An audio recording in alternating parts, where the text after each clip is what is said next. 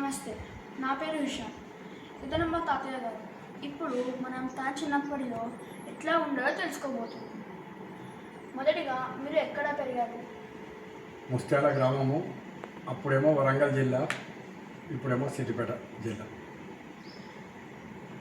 మీరు అప్పుడు ఏ ఆటలు ఆడేవారు? ఈ దాగుడు మూతలు, చిరగొనెలు, ఫుట్బాలు, ఖోఖో, స్కిప్పింగు ఇట్లాంటివన్నీ ఆడేది.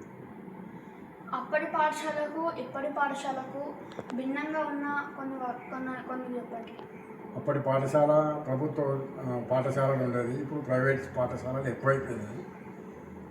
ప్రభుత్వ పాఠశాలలలో ఒక పీరియడ్ ఏమో రోజు అది ప్లే పీరియడ్ ఉండే, ఒక పీరియడ్ ఏమో తోట పని ఉండే.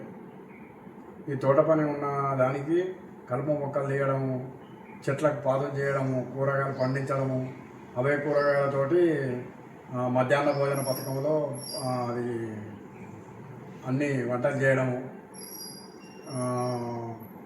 ఈ మామిడికాయలు తెంపడం, జామకాయలు తెంపడం, అవి క్లాస్ రూమ్లలో అది పంచి పెట్టడం అట్లాంటివి జరుగుతుంది.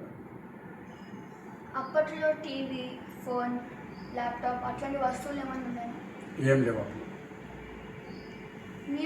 మీరు మీ కుటుంబ సభ్యులతో లేదా స్నేహితులతో సరదాగా ఏం చేసేవారు? అప్పుడు ఈ టీవీలు అవన్నీ ఏం లేవు కాబట్టి ప్లే గ్రౌండ్లో ఆటలు ఆడుకునేది. ఎండాకాలం అయితే ఈత కొట్టడానికి పోయేది. ఇంకా మిగతా రోజులలో అంటే పొలం పనుల కాడికి వెళ్ళేది. అది పొద్దున్న లేచి పాలు పిండేది, అట్లాంటి పనులు చేసేది. మీరు అప్పటిలో ఎటువంటి ఆహారం తినేవాళ్ళు? మీ ఆహార పద్ధతులు ఏంటివి? ఈ వరి-అన్నము, జొన్నలు, పిండి వంటలు చేసుకొని చేకోడీలు, కార పూసలు, తర్వాత ఇది రొట్టెలు ఇట్లాంటివన్నీ చేసుకుంటే. అప్పటిలో ప్రజలందరూ ఎట్లా ప్రయాణించేవారు? అప్పుడు ప్రజలందరూ కూడా సైకిలు, ఎక్కువ సైకిలు, లేకపోతే నడక, లేకపోతే ఎడ్ల బండి. మేమైతే ఎడ్ల బండిలో తిరిగేది. మీ కాలంలో ప్రత్యేకమైన పండుగలు లేదా సందర్భాలు ఏముండేవి? అప్పుడు దసరా, దీపావళి, ఉగాది. ఉగాదికి పంచాంగ శ్రవణం చేసేది.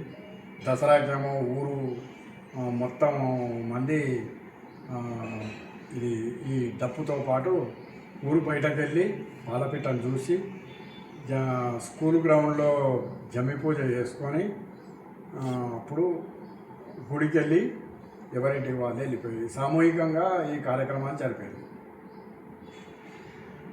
ఇలా మా తాతయ్య గారు ఆ కాలంలో తమ చిన్నప్పటిని జరుపుకున్నారు.